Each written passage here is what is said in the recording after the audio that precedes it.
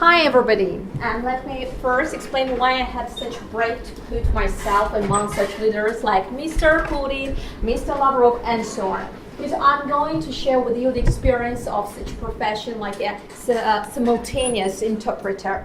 What is it to be an interpreter? I believe that it's very important for every one of you here to be a part, to represent a part of this job, of this profession. Because no matter at what department you are, you will be dealing with languages I think for all the period of your professional life. What is written in books about interpreters is quite different what it is in reality. What is different? First, please remember how this book is of Mr. Yerofeev is called Розовая мышь, okay? Please remember. And the first thing what is recommended in books is to be invisible. An interpreter, a translator, should be invisible during the negotiations. What does it mean to be invisible? We have such a good phrase, серая мышь, a gray mouse, yes? An interpreter is recommended to be a kind of gray mouse. But in reality, an interpreter has the same effect, the same impact, like the main counterparters, like the main members and the main participants of the interpretation and negotiation. First, I want to give you an example.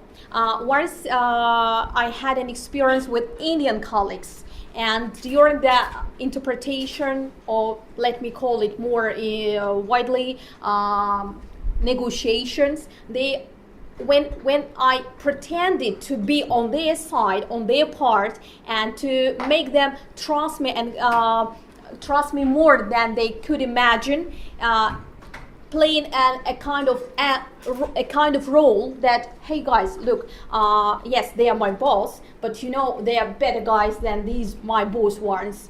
And first they took it not seriously. Oh no, she can't tell bad about her boss and so on. But it was a kind of play, and they started to trust me more and more.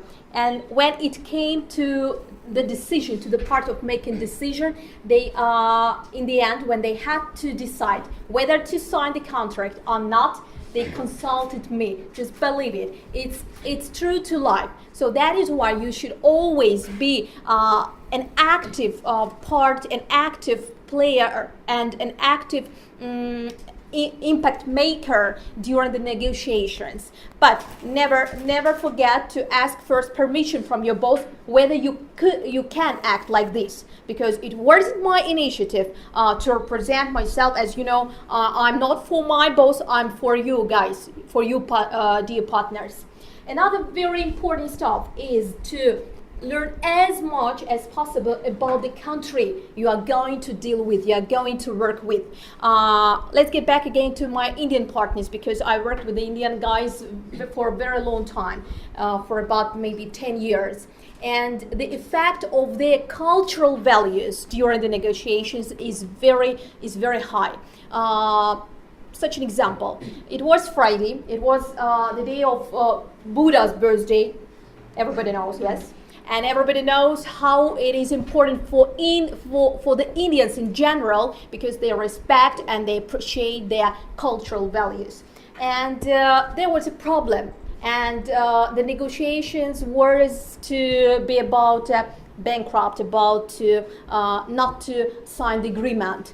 And here, I just on my way to work, I just heard this news on the radio, and here I remembered that I told my Indian guys, dear partners, as far as I know, today is Buddha's birthday, and it's not typical for you, and it's not a custom to say no on that day.